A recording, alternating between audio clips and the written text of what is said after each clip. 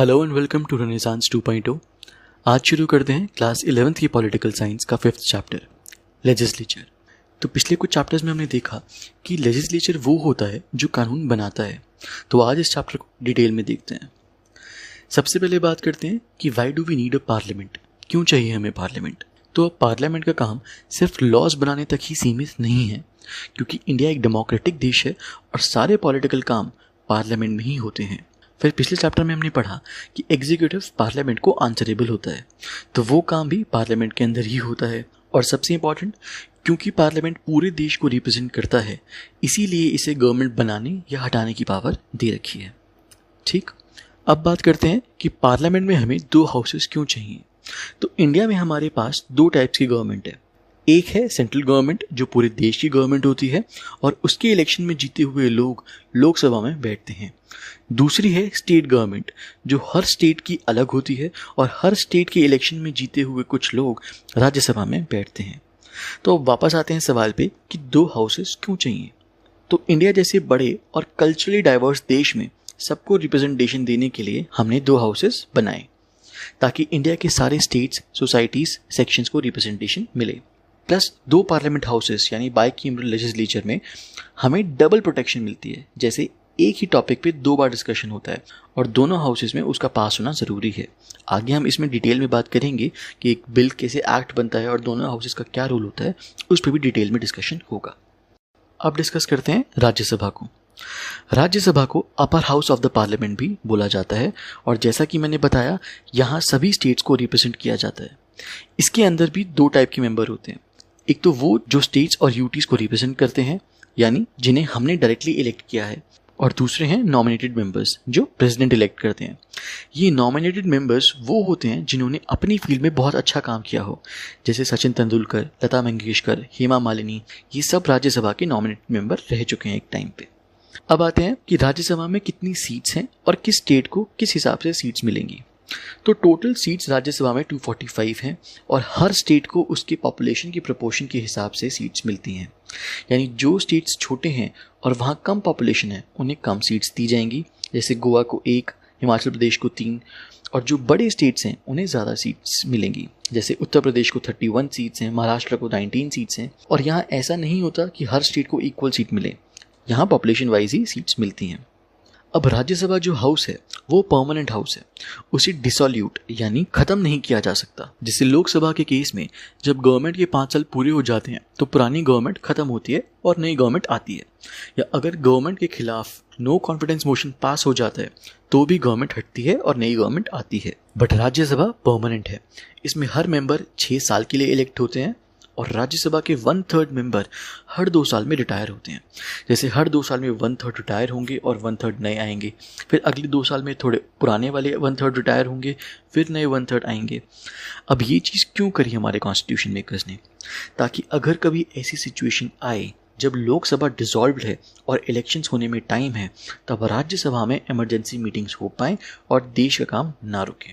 राज्यसभा के मेंबर्स के इलेक्शन का प्रोसेस हम चैप्टर 2 में कवर कर चुके हैं, system of proportional representation by single transferable vote. अगर आप चाहें तो ऊपर दिए गए लिंक में जाके देख सकते हैं। और फाइनली, राज्यसभा के मेंबर्स कितने भी बार इलेक्शंस में खड़े हो सकते हैं और शेड्यूल कास्ट या शेड्यूल ट्राइब के लिए यहाँ कोई सीट रिजर्व नहीं है।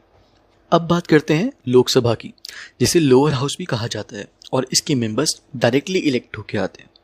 तो कॉन्स्टिट्यूशन में जो लोकसभा की मैक्सिमम स्ट्रेंथ बता रखी है वो है 552, जिसमें से 530 स्टेट्स की हैं, 20 यूनियन टेरिटरीज की और 2 एंग्लो इंडियन कम्युनिटी के। एंग्लो मतलब ब्रिटिश, यानी 2 ब्रिटिश इंडियन कम्युनिटी के। अब ये 552 मैक्सिमम स्ट्रेंथ है, बट एक्चुअल में अभी करंट सिचुएशन में 545 सीट्स हैं।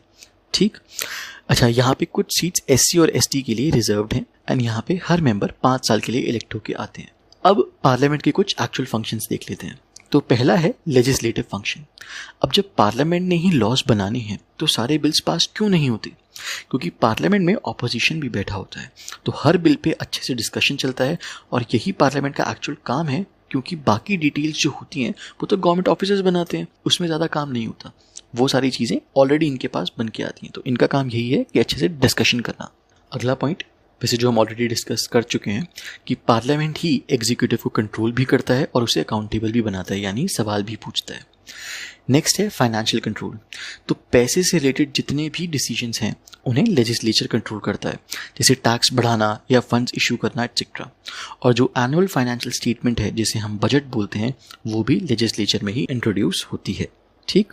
नेक्स्ट है रिप्रेजेंटेशन, जिसमें देश की हर कम्युनिटी को, सेक्शन को अपने व्यूज रखने का मौका मिलता है। फिर आता है डिबेटिंग फंक्शन। तो पार्लियामेंट के हर मेंबर को बिना डरे अपनी बात कहने का हक है। अगर उन्हें गवर्नमेंट की किसी पॉलिसी को अपोज भी करना है तो भी वो कर सकते हैं, क्योंकि इस डिस्कशन पे कोई लिमिट नहीं है। बस वो अनपार्लियामेंट्री लैंग्वेज नहीं यूज कर सकते, जैसे गाली देना या कस वर्ड्स यूज करना। ठीक है। अगर कॉन्स्टिट्यूशन में कुछ चेंजेस करने हैं तो ये पावर सिर्फ पार्लियामेंट के पास ही है, और पार्लियामेंट ही प्रेसिडेंट और वाइस प्रेसिडेंट को इलेक्ट करता है, और जजेस को रिमूव करने की पावर भी पार्लियामेंट के पास ही है। अब आते हैं लोकसभा और राज्यसभा की पावर्स पे। तो लोकसभा में सारे बिल्स इंट्रोड्यूस हो सकते हैं, बट राज्यसभा में मनी बिल को छोड़ के बाकी सारे हो सकते हैं। अब जाहिर सी बात है कि जब लोकसभा में ही मनी बिल इंट्रोड्यूस होता है तो उसे अप्रूव करने का राइट भी लोकसभा के पास ही है। राज्यसभा में कॉन्स्टिट्यूशनल अमेंडमेंट्स को ही अप्रूव करते हैं। अब दोनों ही एग्जीक्यूटिव को कंट्रोल भी करते हैं, but no confidence motion introduce करने की पावर सिर्फ लोकसभा के पास ही है। लोकसभा में ही कॉन्स्टिट्यूशन को अमेंड किया जाता है, एंड अगर कभी इमरजेंसी डिक्लेयर करनी हो तो ये पावर भी लोकसभा के पास है। तो ये थी दोनों हाउसेस की कुछ पावर्स। अब बात करते हैं दोनों हाउसेस की स्पेशल पावर्स के बारे में। राज्यसभा का मेन पर्पस है स्टेट्स को रिप्रेजेंट करना और उन्हें प्रोटेक्ट भी करना। तो ऐसा कोई भी मैटर जिसमें स्टेट्स अफेक्ट होते हैं उसमें राज्यसभा का अप्रूवल लेना बहुत ज़रूरी है। और लोकसभा की स्पेशल पावर्स हैं कि मनी बिल को इंट्रोड्यूस करना सिर्फ लोकसभा के हाथ में है, राज्यसभा में ये चीज़ नहीं हो सकती। आगे चलते हैं।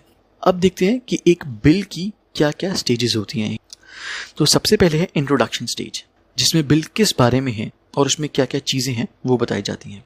इसे फर्स्ट रीडिंग भी बोलते हैं। फिर आती है सेकंड रीडिंग। इसमें मेन डिस्कशन होता है, एंड इसके बाद हाउस के पास 4 ऑल्टरनेटिव एक्शंस होते हैं। पहला, या तो अप्रूव कर दें, दूसरा या रिजेक्ट कर दें, तीसरा किसी कमेटी को रेफर करें और उस पर इन्वेस्टिगेशन कराएं, या फिर लास्ट उस पर पब्लिक ओपिनियन लें। जब बिल को किसी कमेटी को रेफर किया जाता है तो उसे कमेटी स्टेज बोलते हैं, जिसमें एक ग्रुप बनाया जाता है लोगों का जो उस पर डिटेल में स्टडी करते हैं और वो फिर एक रिपोर्ट प्रिपेयर करके देते हैं पार्लियामेंट को। फिर आती है कंसिडरेशन स्टेज, जिसमें कमेटी के हर सुझाव पे डिस्कशन एंड वोट होता है, और अगर कमेटी की रिकमेंडेशंस अप्रूव हो जाती हैं तो वो बिल का हिस्सा बन जाती हैं। फिर उस पर थर्ड रीडिंग यानी फाइनल रीडिंग में दोबारा डिस्कशन होता है, और यहाँ पे बात एक्सेप्ट या रिजेक्ट करने की आ जाती है सिर्फ। ठीक। फिर बिल दूसरे हाउस में जाता है और वहाँ भी सेम प्रोसेस फॉलो होती है, और पहली 2 सीरीज के बाद उस हाउस के पास भी 4 ऑप्शंस आते हैं। पहला, या तो पास कर दें ऐसे ही, दूसरा अमेंडमेंट्स के साथ पास करें। इस केस में बिल वापस पहले वाले हाउस में जाएगा, अगर वहाँ चेंजेस एक्सेप्ट कर लेते हैं तो बिल ऑटोमेटिकली पास मान लिया जाता है दोनों हाउसेस में। अगर नहीं तो दोनों हाउसेस का एक जॉइंट सेशन रखा जाता है ताकि डेडलॉक सॉल्व हो पाए दोनों का। तीसरा, बिल को सीधा रिजेक्ट कर दें, यहाँ भी एक जॉइंट सेशन होता है। और चौथा, बिल पे कोई एक्शन ही ना लें, इन दैट केस 6 महीने बाद ऑटोमेटिकली जॉइंट सेशन रखवाया जाता है। एंड लास्ट में जब सब जगह से अप्रूवल मिल जाता है तो फाइनली प्रेसिडेंट के पास जाता है ये उनके एसेंट के लिए, और फिर एक बिल एक्ट बनता है। बिल्स के भी 2 टाइप्स होते हैं इंट्रोडक्शन के बेसिस पे। अगर मंत्री ने इंट्रोड्यूस करा है बिल को तो गवर्नमेंट बिल माना जाता है, बाकी किसी ने भी इंट्रोड्यूस करा है तो उसे प्राइवेट मेंबर बिल बोला जाता है। और वैसे इन जनरल बिल्स के 2 टाइप होते हैं, या तो मनी बिल या नॉन मनी बिल। अब देखते हैं कि पार्लियामेंट एग्जीक्यूटिव को कंट्रोल कैसे करता है। तो सबसे पहला तरीका है क्वेश्चन करने का। जैसे आपके पेरेंट्स को आपको कंट्रोल में जब लाना होता है तो वो क्या करते हैं, आपसे क्वेश्चंस पूछते हैं, है ना।